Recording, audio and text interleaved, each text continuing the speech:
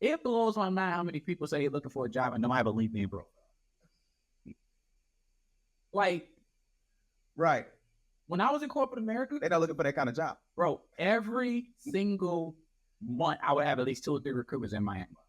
And to this day, I got recruiters in my inbox. Wow. And all I did was just post the job that I had. Yeah.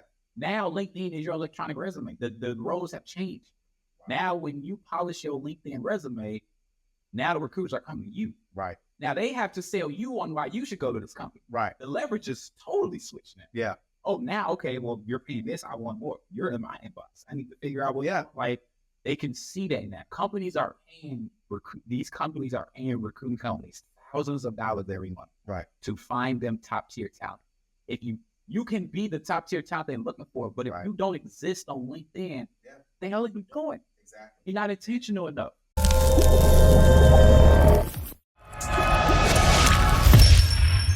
Hey, what's going on, guys? Calvin Russell here with 850 Club Credit. I'm super excited to bring our special guest that we got for you guys on today. We're going to talk about a few things, guys. So you most definitely want to go ahead and get your notepads out.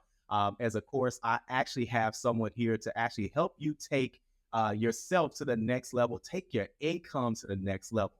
We know that a lot of people have success, whether they're in business or whether they're at their, in their careers, at their jobs. And we want to just go into how can we maximize that. And I couldn't think of any better person than Mr. Jamere Walton here. And he's also going to go over, not just what worked for him, but also what tips you guys can get from his new book as well, too, from Corporate America Boss. So I don't want to take any more thunder for what he has to talk about. I just want to welcome you to the show. Appreciate it, man. I appreciate it. Thank you. This is an amazing thing that you're doing. Awesome. Well, first off, man, I want to say thank you for actually making out the time, taking away from your family and your business and just pouring back into the people, man, because, we've been busy with stuff, over the years and, and we've seen some of the same things and we want to make sure that you guys can actually learn from this, as well. So they've heard your name, right? But who is Jamere? Let's go into that. So again, I'm Jamere Walton. I am a licensed realtor here in the Chicagoland area. And also as well, I'm author of Corporate America Boss as well. Okay. Awesome. So now let's go back a little bit further, right? Okay. Because obviously, we know you've written the book. It's doing amazingly well. I've seen some reviews as well too. Okay. But now let's go into how you what made you even want to go into writing not just this book, but just the idea behind this. So let's go into your corporate America journey. How was that for you? Man, so it was definitely one of the journeys that, looking back on it, it was some of the best decisions I made. Yeah. But it was one of them things that, and I know you talk about this a lot, you really got to have vision. Yeah. You don't always have to know the exact pieces to every puzzle. You just need to know at least the direction of where you're trying to go. Yeah. So for me, fresh out of college, I had several. I graduated from Illinois State University. Go Redbirds, if anybody watching. There you go. But graduated from Illinois State, man, and I knew at that time I wanted to do something in sales. Yeah. I have different experiences that I had, different things I realized that fit perfectly for me. Okay. And I think that's one big crucial thing. You got to really know who you are in yourself. For me, I wasn't comfortable at working somewhere or in the industry that somebody's going to pay more than me just based off of seniority, even if I'm better than that person. Right. If I'm better than them, if I'm outperforming them, I want my check to reflect that as well. That's right. So I knew sales was my thing. I just didn't know what company in sales, what product I wanted to sell. And that was one of the chapters that I talked about in the book, because what I did was I knew, okay, this sales is what I want to do. So now I said, let me get all the sales experience that I'm looking for, or even sales industries that I'm considering that I'm interested in. And then once I get into them, I'll figure out which one I like, which one I don't like. But you gotta, instead of trying to tiptoe your foot in the water, you gotta just jump in there. You gotta do it. I'm not saying jump in meaning be stupid or be reckless, but you gotta be willing to battle yourself, really. Yeah. So fresh out of college, I had probably about at least 3 or 4 different sales job offers from different companies, and I decided to take a door-to-door sales job. Everybody in my family, some of my close friends thought I was nuts. Yeah. And I had a few times during that time I was like, "You sure you want to do this?" This is what you wanna do? Knock doors on the south side of Chicago? Right. And not be the safest thing to do. Right. Man, like, so, but I knew that, okay, I knew that I wasn't going to make a 10, 15, 20-year career out of it. Yeah. But I also knew that there's going to be no harder rejection than door-to-door sales. Yeah. And it's also going to let me get to test myself. See, it's easy to say, oh, I'm determined and I got perseverance. Then when you're now actually forced to have to test yourself. So I graduated December 13th, 2013. And literally my first day was like, I think December 21st. First day out there knocking doors, it was a blizzard outside. It was a blizzard. And I did that for about a good, I'm gonna say close to almost 7-8 months. Okay. Got the experience that I was looking for, and I realized how much better I got in terms of communication, sales presentation. And then pretty much from there, then that's when I decided, okay, now I did the most hardest sales job you could ever do in your life. Right. Plus at that time, I was still living with my mom fresh out of college. So I figured, let me get these entry-level jobs that don't pay the most now while I didn't have as many bills and responsibilities at the time. So then from there, I just went to, decided what's the next hardest sales job that you think of. Once you hear door-to-door, the very next thing, telemarketing. Right. So I did telemarketing with a logistics company. I did that for close to about a year. Okay. Amazing experience with that. I met some great people that I still got relationships with. Yeah. I've always been big on competition. I played basketball in my life. So, the goal was to get like 50, 60 calls a day. I was always trying to stretch for like 80, 90, 100 a day. I was actually hitting like 80, 90 doors a day, door knocking too. Yeah. That was just my thing. Is this, if you're going to beat me because of talent, I got no problem with that. There's the Michael Jordans of the world. There's the Kobe's of the world. Yeah. But you're not going to beat me based off of you outworking me. I can't sleep at night knowing that. I can sleep at night fine knowing, like, you know what, Calvin? Like, that crossover you hit me with, man, you just that dude. Like, I ain't nothing I can do about it. But if I know that I didn't put the work into it, that's kind of the thing that helps me not sleep. Yeah. So I did that. And at that time, that's when I was kind of at a turning point to where I decided, okay, do I want to stay strictly sales, or do I also want to get my foot in the water into business management? Because you still have a sales avenue with management. Yeah. But I also wanted to see, okay, is it just strictly sales or is it management? Again, this is all just me trying to figure it out, figure what my thing is. So then at that time, that's when I went back with a company that I had interned with at the time, with Enterprise. Okay. Had a phenomenal experience there. But the funny thing with the Enterprise experience was that, as you know from Enterprise, the entry-level position, you probably typically on average get promoted within your first like year and a half. Okay. I got promoted within the first 6 months. Wow. Okay. And on the outside looking in, everybody thought that maybe it was just luck. Maybe it was just, maybe it was just the right timing. Yeah. But in reality, it was because of the door-to-door sales experience, the telemarketing experience. You had already had some of that experience already. Right. Yeah. There's no customer in the world that can hurt my feelings saying no, selling to them something when they're coming into my office. When I just came from get door slammed in my face, dog sick on me, like you go now do the telemarketing with all those cold calls. Like, so to me, I'm looking at this like I'm used to interrupting other people in their time to try to do a sales presentation. Now it's kind of flipping. They're coming to me. So I'm like, this is great. Yeah. Right. This is easy. So I did that, got promoted there within the first 6 months. And then eventually I got promoted to assistant manager sales position over at Midway Airport. Wow. That one was probably the most challenging, yet most rewarding experience I've ever had. I've had a lot of different challenging experiences. That was probably the most one because over at the airport at the time, I was used to managing individuals that were similar age, similar styles, preferences to me. Over at the airport, you get a mix of everybody. Not only get a mix of everybody, but the actual sales team that I was in charge of, they were union. So at least 90% of the sales staff that I'm in charge of managing are, if not older than me, most of them are like double my age. Wow. So they're looking at me like, you're the same age as my son. Right. You know what I'm saying? Like, so they listen to you. That was a whole other challenge. I say I did that I was at that position for about 10 months, then eventually got promoted to branch manager, had my own branch over in Lincoln Park. And then from there, that's when I realized from my different experiences that, what kind of works for me is just strictly sales. I was great with management. Yeah. But I realized that would work better for me and made me more happy. It's just be strictly just sales 100%. Yeah. So then after about maybe 7-8 months of being a branch manager of my own branch in Lincoln Park, then I went and got promoted to still in the same company, just a different division, to business to business sales. Did that for about 2.5 years. That was a phenomenal experience because I've always done sales, but I never did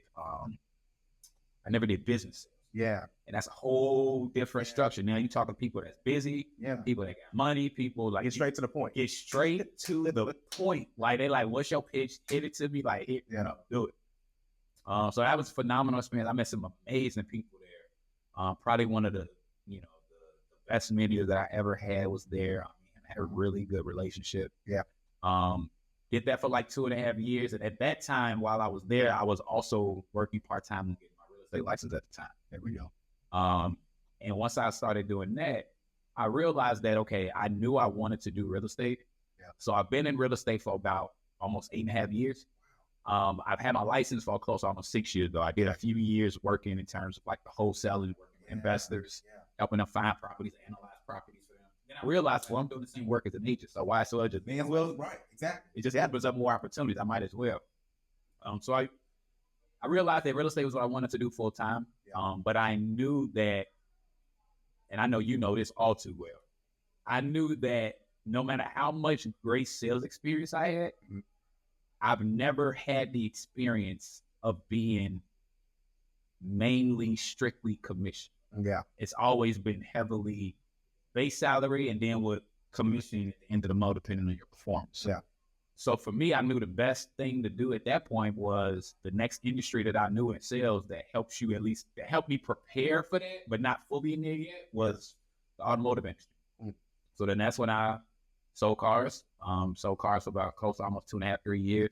At the Nissan dealership, had a phenomenal experience. But again, that kind of prepped me for what I'm going to do with real estate, just simply because it helped me to, people can say what they want, but when you're actually 100% commission, like all your bills, and at this time I was married too.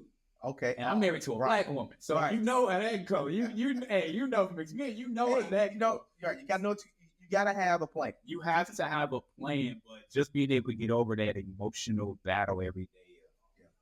Emotionally, you're like, I need a deal, but you can't show that. Yeah. You can't, you know what I'm saying? You can't, so that's a whole, that becomes confidence. So I did that, and then eventually, that's when I was in a position to where I was able to be full time with real estate. Wow. And then within that time mid last year, that's when I started working on. Actually, I probably had the book ideas, different notes for like 2 years. Yeah. But it wasn't honestly until what was happening with COVID. It was how I saw the shift in the economy. Yeah. And it went from, okay, I want to write this book about my story. Yeah. And now it's like, oh, wait a minute. People need this information. They do. They especially those, I feel everybody needs it, but especially those in high school and college, because the economy that they're going into is different than the economy we went to. Yeah. It's different than the economy that our parents went to, our grandparents went to. Yeah. So it was that, now that I think about it, that was a crazy journey that I had. You don't really get to. Sometimes we know what it is. We don't appreciate that. Well, I don't say appreciate it. Sometimes we don't get a chance to appreciate it. Not even just in the moment, but when you're talking about it, it's like, man, I did not only accomplish a lot, but so much time has gone past, whether it was, a few years or whatever, but no, like you just mentioned, I mean, and it wasn't that long ago. It wasn't. It's crazy, but as I'm literally thinking about the timelines and everything, I'm like, my wife always gets on me because I don't, give myself enough praise for myself. I'm always trying to, you know how that is. I'm trying to get to the end, right? Trying to get to the next thing. I did that. Congratulations. Take a little drink out into the next. On to the next. But now that I think about it, man, that was a lot that I did accomplish. And I just felt that it went from being something I wanted to do to now I feel like it was my duty, especially for our community, for a lot of young people to realize, to prepare themselves for what's out there, what they're about to get into. Let's talk about that. So now you're saying what they're about to get into. That's key, because a lot of people on one hand, they see half the world, or half the nation, I should say, trying to get rid of their student loans, or in a sense, like say, hey, president, please pay my student loans or figure something out. That's one end. Like, please get rid of them too if you're watching this. Right. And then on the other hand, you have people that are like, well, I know I gotta go. I know based on what my career path, I have to get a degree in this. It's gonna cost me X, Y, Z. And people are not necessarily concerned about the cost as long as they know they're gonna make the money on the back end. Exactly. So, but then there are also people who are simply, the money can be made, but they're not trying their best. So they're not giving their all. I feel like right now, laziness is at an all-time high. For sure. People are trying to do half the work or less work for double the pay or more pay. Yep. And we have to get out of this fireplace, give me heat first, and then I'll give you wood mentality. And so, but that's why I wanted you to go into that. So let's go into that actually. I know you cover that in your book. So what is a corporate America boss? So corporate America boss, and I talk about this in the book, is really mindset. Just to be really honest with you. A lot of times when people hear the term, and that's why I wanted to do it, because in these times now, everybody wants to be a boss. Right. We always hear that. Yeah. But, people forget the responsibilities that come with being a boss. They forget the things that you got to do on a regular basis. Everybody want to be a CEO of a company until it comes time to pay for payroll. Man. You know what I'm saying? And payroll expenses ain't cheap at all. You got to pay them every single time people get paid. Yeah. So what I realized was that, okay, we're in a time where everybody wants to be a boss.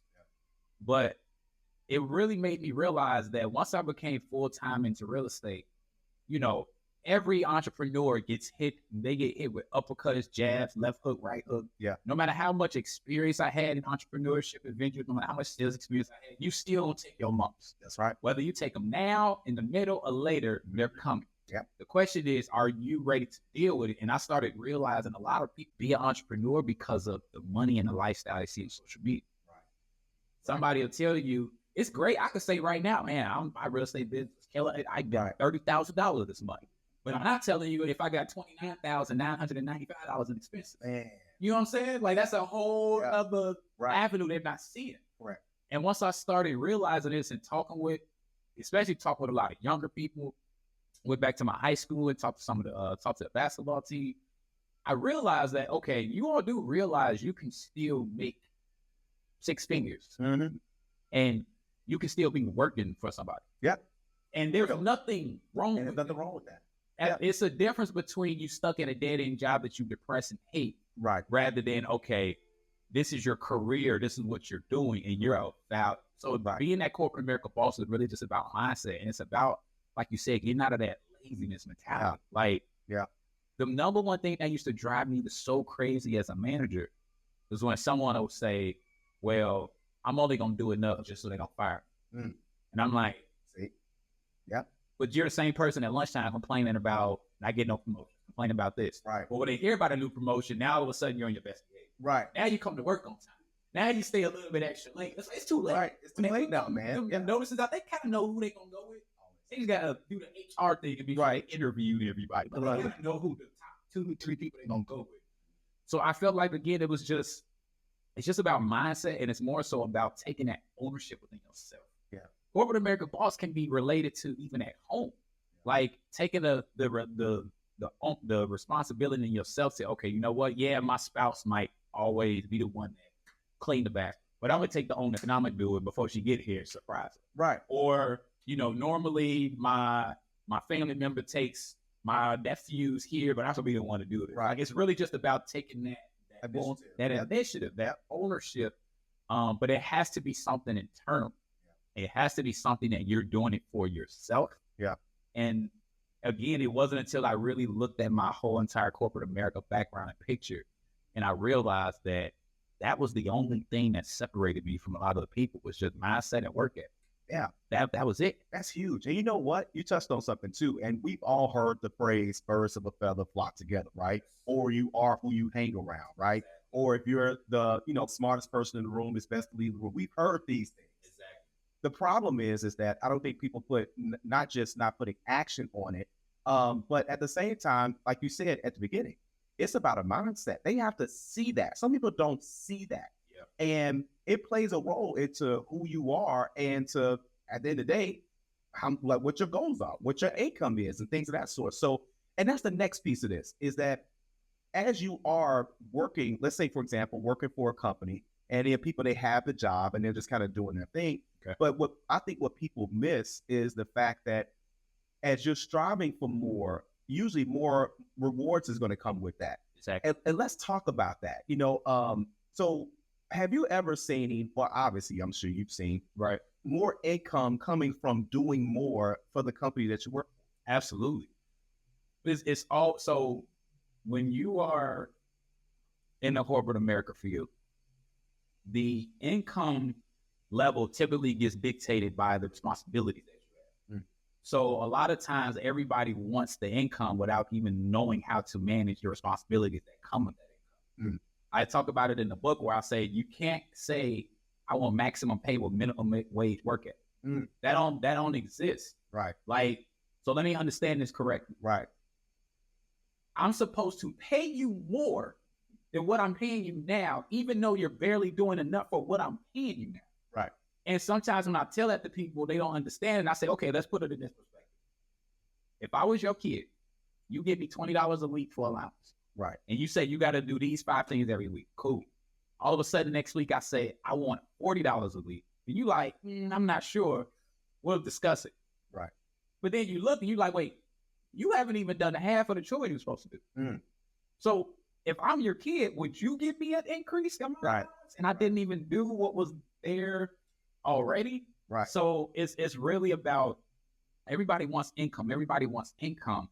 But it's more about figuring out, okay, what can I do to bring value in myself?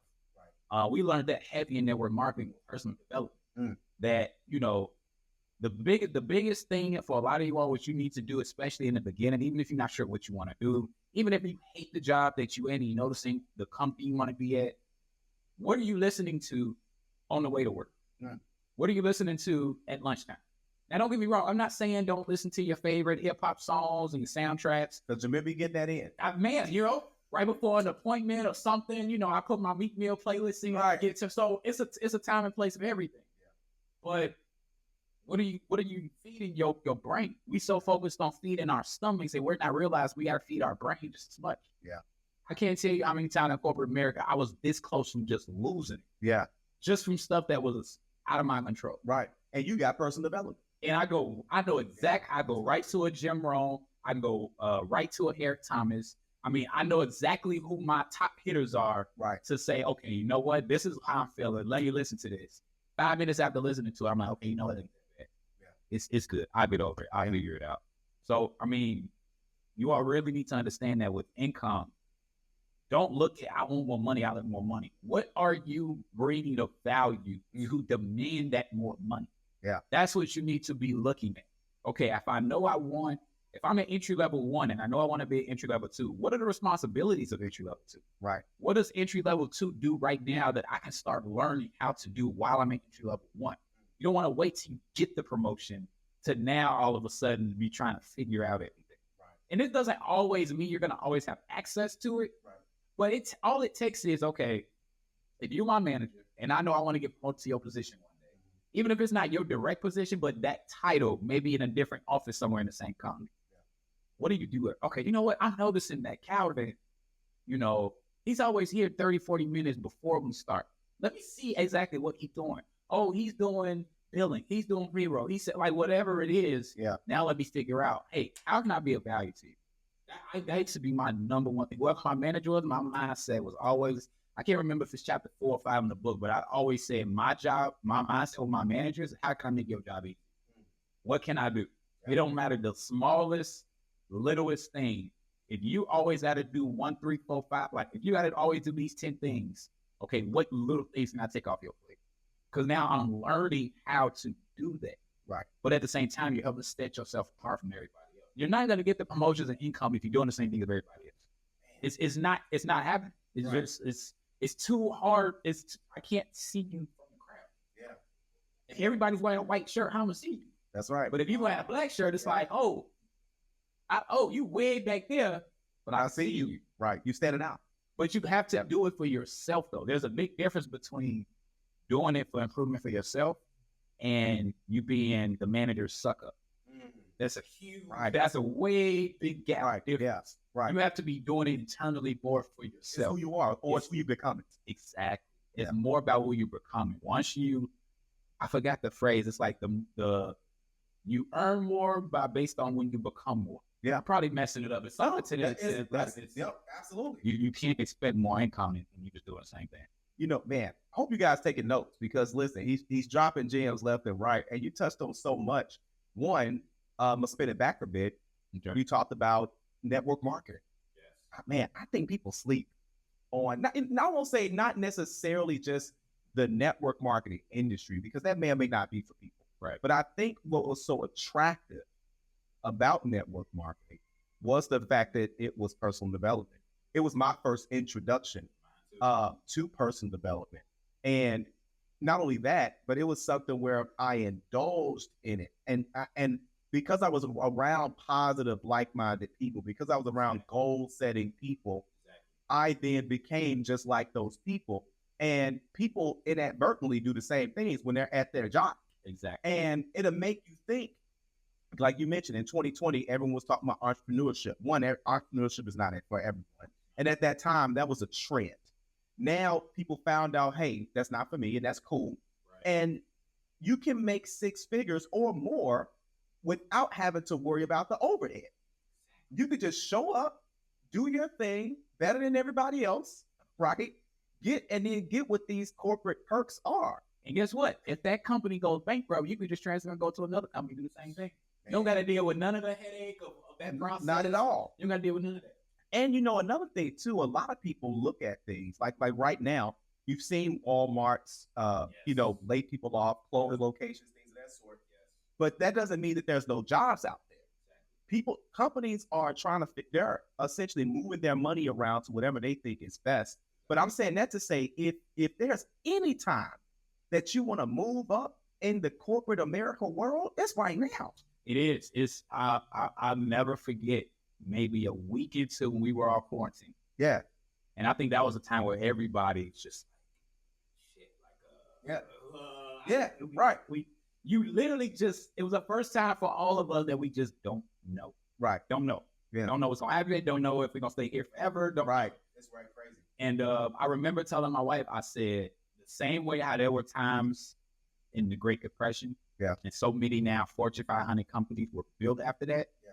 This is going to be one of those times because what COVID did was it ripped the Band-Aid of what was already coming to the economy, especially with Amazon. Right, man. So a lot of these companies were forced because of COVID. They had to only work with half of the employees. Right. So the companies were forced to create systems and processes to where, okay, I'm used to having 100 people on my staff. Now I got to create systems and processes with the 50 that I had. Crazy. But now they're very selective of the 50 they keep. Mm. So now just being able to I hate this job, I'm gonna just go to the next job and just this next. Right. It don't work like that. No. And after a few months, these companies started looking at the P&L statements and be like, wait a minute. These systems and processes that COVID maybe do, I'm actually saving a lot of money. Right. Even when people came back to the store, they're like, yeah, now that we have this system built, I need to call back another 50 employees. Right. No. Let's get that off my payroll. Yeah. Maybe I take away another 5 or 6 employees. Yeah. Who knows? Reduce hours now. Right. Maybe they start reducing hours now. Okay, maybe only 50. Now I only really need 35, 40. Yeah. And I remember just telling my wife that this is going to be the time. And I think that's what also sparked me to really put this book out, is because now more than ever, you need to become more, because there's going to be jobs and industries that COVID just killed. Yeah. And it's not coming back. No. At all. I think what COVID did, man, you touched on so much. Well, I think what COVID did, it was really a moment of reflection. Yes. For not just people, for companies and brands, because like you mentioned, things that aren't coming back at all, like it just won't make it. Or things that are here to stay now, like Walmart delivery. Exactly. That was always kind of here, but now it's now a part of their future business. People are working from home now. Yep. So they're like, hey, I don't feel like going out to go get lunch. I'll just DoorDash or whatever that is. Exactly. And things have just changed dramatically. But what I think is that people have to keep up with, they have to understand they have to keep up with these times, because not only did COVID give you time to reflect on yourself, reflect on where you are, who you are, things of that sort, but now it's also opened up the doors and say, listen, I got to keep up, because especially now with AI and things of that sort. What are your thoughts? Let's talk about that. What are your thoughts on artificial intelligence and someone trying to move up in the corporate America world? So artificial intelligence, for one, it's not going nowhere. Right. I mean, we've seen it in movies like iRobot, stuff like. So we knew it was coming at some point. At some point, right? Did I think maybe at my age, maybe I'd be older in life? Who knows? Yeah. But we knew something was coming. Yeah. Honestly, my honest opinion is that it's going to take away those jobs that you didn't have to have a lot of skill. You literally just had to clock in, clock. Companies were so used to hiring people just because I needed bodies. Not because of what the value you're bringing to the customer. Right. Not because of the skill set that you have. Right. Not because, okay, if I add you to this division, then you can grow this division 50%. It was just based on, okay, I got 50 employees. I know who my 10 MVP superstar heavy hitters. Right. But them heavy hitters got vacation time. They need to have time with their family. They got sick days. I can't have them working literally 80 hours a week. No. So now I need a whole nother set of employees that I don't really value you that much. I just need bodies. Right. I just need you there for when my heavy hitters are not here, and I can let them get rest. Wow. And I know sometimes that's not a comfortable thing for people. You gotta hear that though. But you have to hear that, because what's gonna happen is now people are gonna just blame and say, oh, it's because of the economy. It's because of the white man. Yeah. It's because it is. First of all, being black, we've all known for like 500 years this country don't care that much for us. So it's like, at some point, we got to just be like, okay, I know this is the thing, but that ain't stopping me. Right. That ain't stopping Jay-Z from being a billionaire. Right. Ain't stopping Diddy. No, right. Ain't stopping all of these other individuals. They ain't stopped Tyler Perry. Right.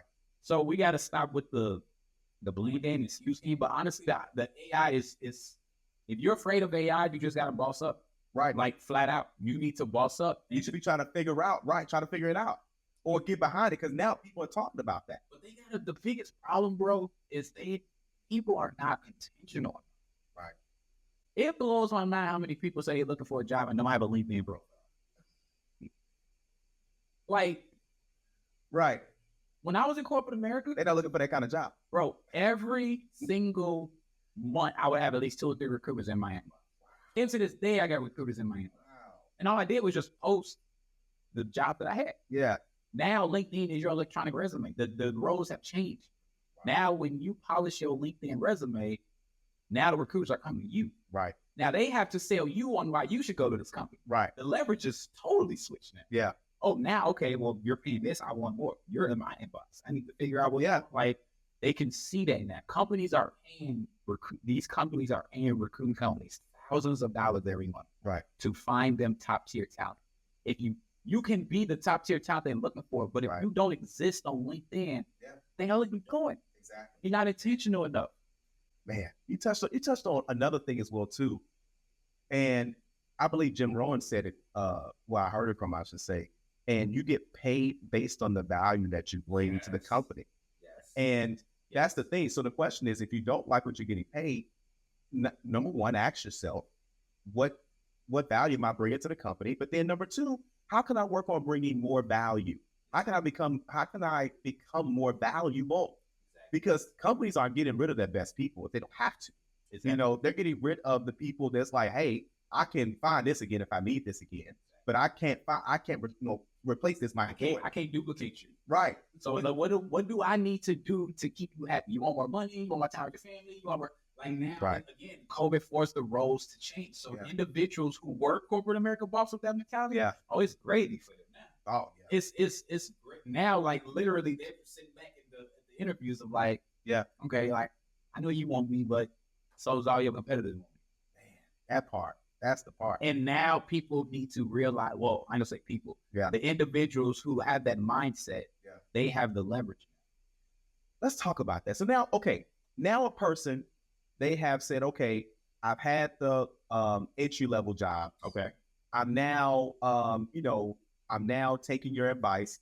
I've worked my way up inside the company. Now my income has gone up. Okay. let's talk about that. So now that the income has gone up, let's tie that into goals. And so now, what were some of your goals once you started to have additional income coming in? So my goals, number one for sure, was to eventually start looking into home ownership and eventually into owning property, having income properties. And the weird thing about it, I never thought about this until now, but it makes the discipline and the intention that you need to position yourself in corporate America is the same discipline and intention you need to build your credit. It's the same thing. It's really the same thing. A lot of times people have this mystery of credit. I don't know credit. It's like, it's 2023. Google, YouTube. Yeah, right. 850 credit. Like, you know what I'm saying? Like, Been there. I remember, like, even for me, I was a junior at Illinois, my junior year at Illinois State, and I kept asking my dad, and he would not put me on his credit card. And again, I understand why, but I was just trying to build my credit. So I said, all right, I tried to apply for a card. They didn't give it to me. And, you know, they obviously, they got to see that report to tell you why they didn't do it right. And I'm looking, I'll never forget, I'm looking, and I'm like, they're like, oh, it's because of your credit score. And I'm like, oh, that's what my dad was talking. I'm like, okay. I'm like, oh, 510? Okay, that's good. Yeah. Yeah. And I see that line underneath, between 350 and 800. That's why they didn't. Yeah. I mean, I am a broke college student, so I guess. Right. Yeah. And I just took it upon myself to research, go on YouTube, go on Google, and learn the credit system. You know, there are companies that can help advance your credit to the next level. Yeah. But you got to at least have the willingness to learn the basics. Yeah. And follow it. Yeah. That's the hardest thing, is because a lot of people don't want to change their behavior. Man, it's delayed gratification. Yeah. Yeah. We don't want to. I mean, even for you know, my wife and I, we didn't take trips that we could have taken simply because we knew of our goal and what we were looking to do. You know, my wife always gives me flack for this, but like literally every time, whether it's family members, friends, and she'd be like, oh, what should we do? Should we go to this trip? I'm like, you know my answer. What the numbers look like? What you know what I'm saying? What's the dates? What's the time? What's the airfare? What? I can't make a decision until I have the numbers. So then I go back and look at the budget, look at everything else. Can we do it? Yeah. No.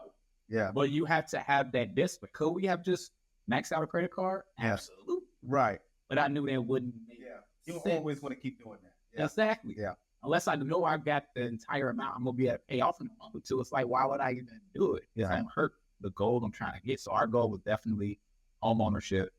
And then eventually we actually ended up doing both in the same one, buying a 2-flat property, living one. Wow. Man. So how was that, by the way? Like that experience of setting a goal to go into becoming a landlord, and now you have that monthly cash flow coming in. So let's talk about that. So I was able to accomplish that goal. It felt great. I'm not gonna lie to you.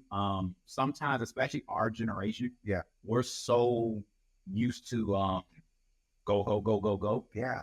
That sometimes we don't really sit back and appreciate what we have. Yeah.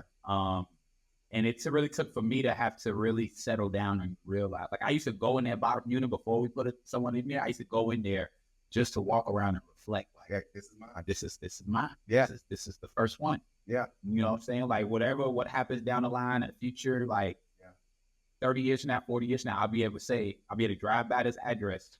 Yeah. Whether I still own it at the time, whether I don't, whether I liquidated it, that was the first one. Yeah, it's that feel, because anybody that's been through that home ownership process, or just the process of going from getting it under contract to closing in itself is a whole level of discipline that you have to have. So it was amazing. The landlord experience was great. I always encourage people now, especially after, I always encourage people, if you're thinking about getting into entrepreneurship, being a landlord is probably the best training camp you can ever have. Man.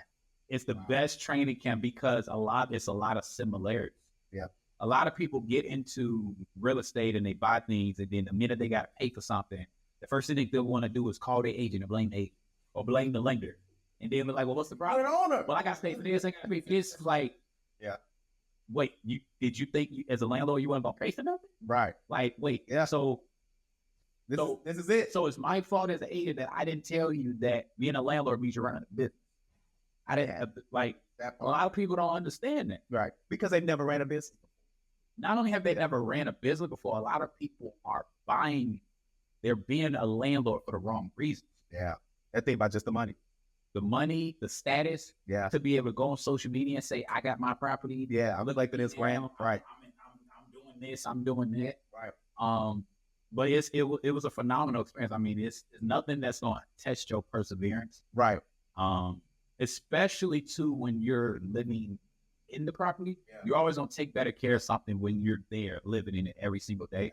Yeah. It was a great experience though. I mean, it's one of the things, and the thing about it is that something as small as that, it starts from the discipline of the mindset of being a boss within yourself. That's all that the book is about. Is just, okay, I become a boss within myself to leverage myself to get to the position of corporate America. Now that I'm in these positions, now I have the income and the W-2 history and now the credit to now make banks trust me.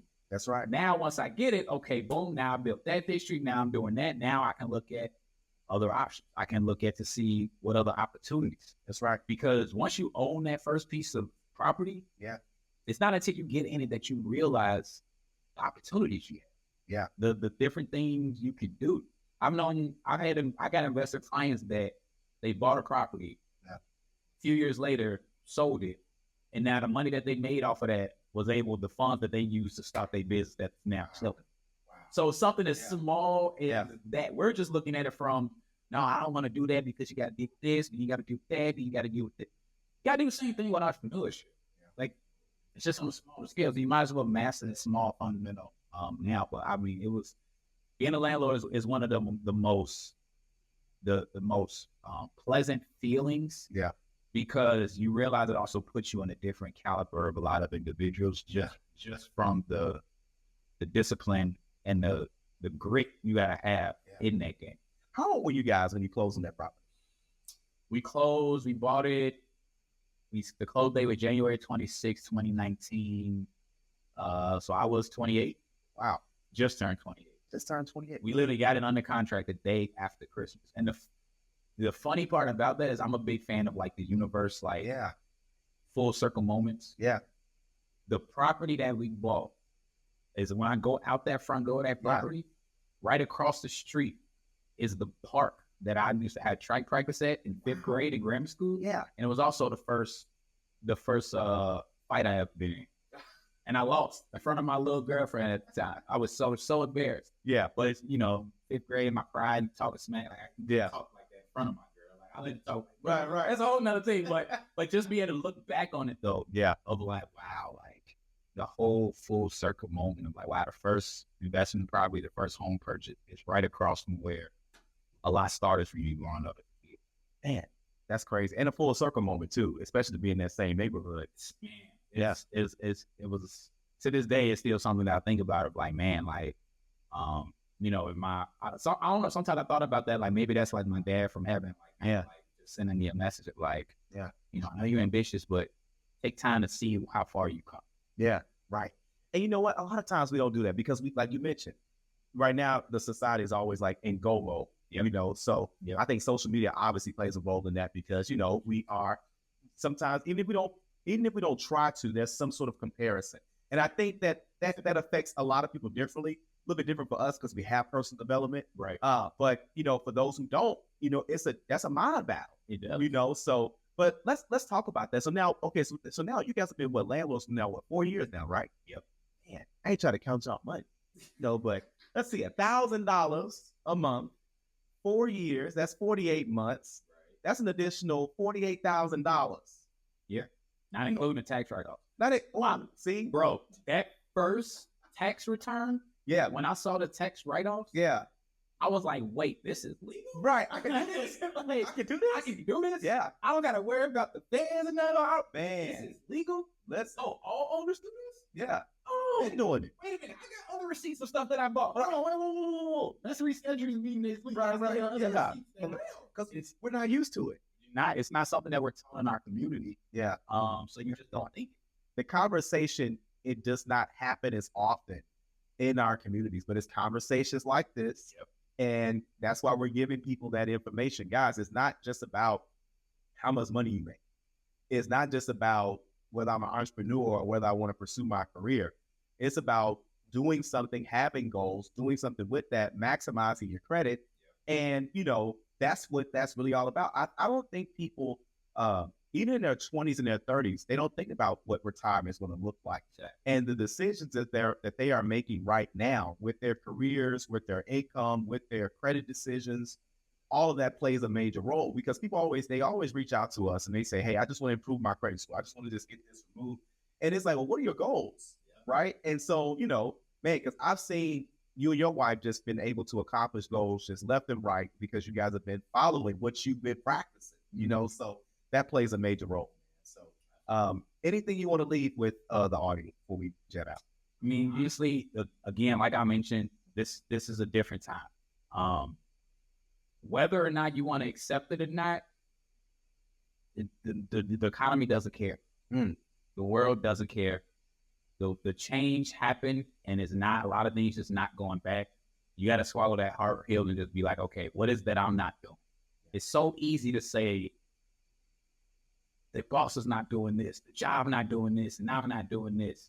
But I remember actually at a prepaid legal training development one day, they always told her, they were like, when you point one finger, you got 3 point right back at you. Yeah. You got to really take in that, and that's not easy. No. But when you go through that process, it actually makes it a lot easier on the back end. Yeah. Because now you actually feel more in control. Yeah. You don't still control every single thing, but okay, what can I do to get better? Yeah. So it's really just about being a boss in your mindset, being a boss within yourself, and stop allowing what you all see on social media to determine. Because a lot of you all, unfortunately, I don't mean to hurt your feelings, but a lot of y'all are not meant to and not ready for this entrepreneur life. You're just not. If you cannot manage your money that you know is getting guaranteed every 2 weeks, and you know what that amount is, how are you going to do that when you don't know when that comes? We've seen in real estate how you can have so much deal flow, all of a sudden the interest rates go up 1 or 2 points. So you have to start going away. The last 8-9 months has been, it's just, I won't say unpredictable necessarily, but it's just out of your control. It's out of your control. Yeah. I would just always recommend people, whatever the thing is, take time out your day on a part-time basis. Build them skills. Whatever it is that you want to do with your company, you got to start doing. It's the things that you do when nobody's looking. Nobody cares about you doing all of this while you're at work, because you're doing it to put on the front sometimes. But are you building those skills on the back end? Right. A lot of the things that I learned, a lot of the process, and a lot of the skills that I was able to master were the things that I was doing outside of that. Working 50, 55 hours a week in corporate America, and then taking out weekends to go to different real estate seminars, to go to different sales seminars to improve my sales skills, to be able to go to different training events that I had to pay for. Yeah. It wasn't free. Right. But it was what I got back in it in the long run. So you need to take this serious, because, again, the economy is different. The same way the economy was different after the Great Depression, how everything was different after the 08 Allen situation, it will be different. And I'm pretty sure a lot of you all are seeing a lot of these companies, the Walmart on 83rd Street just shut down. Yeah. And neighborhood needed that Walmart. Bad, bro. Yeah. Bad. And that's why it really inspired me to really get this out, because it's like everybody thinks that I gotta be an attorney to make all this money. I gotta be a doctor to make all this money. No, just become a boss within yourself, become a person of value, and eventually you'll look up one day and realize, like, wow, my income had double, triple within the past. Everybody's gonna want you. Everybody's going to want you, but it has to be something internally that you're doing for yourself. Otherwise, I mean, every once in a while you need somebody to take your order at the fast food joint, right? Listen. And if you work at a fast food joint, that is not to insult you. No. But there are some jobs that you do need people for. Yes. And if you're fine with that, and you're happy with that, then all kudos to you. Everybody's happy. But don't be complaining about what opportunities you're not getting, what's not out there, and you're not even putting in work. Right. Go home, get off work, sit on the couch for 8-9 hours, 3 grand a year, and then go back to work and do something. It's like, what did you do to improve yourself? Man. But the one person that did improve themselves and they get promoted, that's because he a sucker. That's because he did. No, he outworked you. That's what he came down to. Yeah. He wanted it more. Yeah. You didn't. Yeah. When you was chilling, partying on the weekends, he was doing a little extra things. Yeah. He might have been working extra hours at a job that he wasn't getting paid for. I used to do that all the time. I don't need to get the pay. Let me just get the experience. Right. That's all I need. Yeah. But you've been a hard worker though. And that's the thing. People have to want to make that change. People have to want to give more, do more. And it's not going to be for everybody. It's not. Yeah. It's not.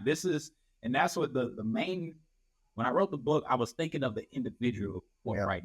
Yeah. Like almost like creating, like I follow the Social Proof podcast, and they always talk about creating your own avatar. That changed and helped everything for me for the book. Because now I say, okay, now I know who I'm writing to. It's only 80 pages. Yeah. Because I know nowadays, nobody reading nothing over 100 pages. You barely get people to read nowadays. Right. So let me just get straight to the introduction, no 4-1. No, let's just get straight to it. But I knew, okay, there's a lot of us in the inner cities that we have drive, we have ambition. And because of maybe things that we might have seen with either our parents, our community, we might not know what we want to do, but we know what we don't want. Yeah. Based on what we saw. Right. And all you got to do is just apply these principles. It don't matter what area you in. Real estate, sales, coaching.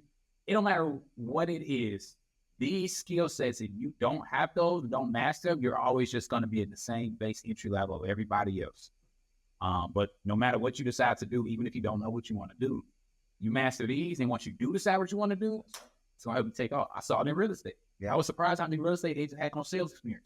Wait, what? Yeah, yes. I don't call people? Not used to it. You don't follow up? No. Wait, what? You don't do marketing? No. Oh, yeah. okay. And trying to figure out why things are the way they are. Yeah. Mm-hmm.